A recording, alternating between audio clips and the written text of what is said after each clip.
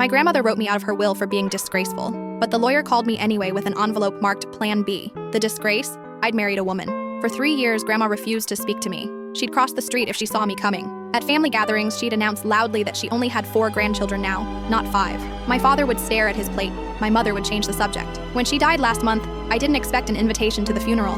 I got one anyway, probably because my aunt felt guilty. I sat in the back row, watching my cousins eulogize a woman who'd erased me from her life for loving someone. The will reading was exactly what I expected. The estate, worth $2.3 million, was divided among my 4 cousins. When the lawyer read, "To my former granddaughter, nothing," my cousin Delilah actually smirked. I stood to leave. "Wait," the lawyer said. "There's something else." He produced a thick envelope with my name written in Grandma's shaky handwriting. Below it, Plan B. Inside was a letter dated 3 weeks before she died. If you're reading this, Plan A failed.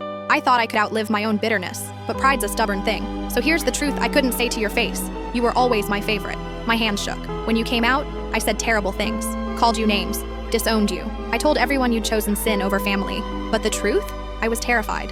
Terrified of my church friends judging me. Terrified of being wrong after 40 years of thinking one way. Terrified that loving you meant everything I believed was a lie. The lawyer cleared his throat. My cousins were staring. I drove past your house last year. Saw you in the garden with your wife, laughing while planting tomatoes. You looked happier than I'd been in my entire marriage. That's when I knew I'd been wrong about everything. Enclosed is the deed to my lake house, the one place I was truly happy. It's yours now, free and clear, worth about $800,000.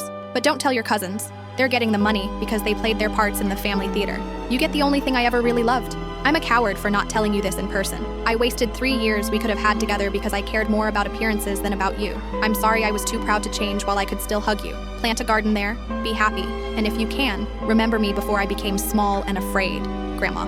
I looked up. Delilah's smirk had vanished. There's also this, the lawyer said, sliding over a property deed and a cashier's check for $50,000. For renovations and property taxes, she specified. My cousin Trevor stood up. This isn't fair. She was declared mentally unfit toward the end. Actually, the lawyer interrupted, she executed this deed 4 years ago, shortly after your cousin came out.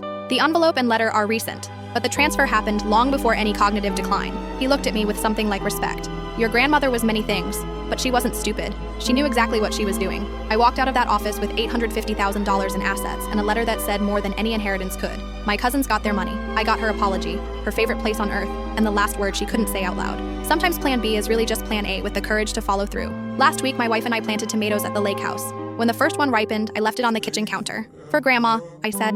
It felt like forgiveness, both ways.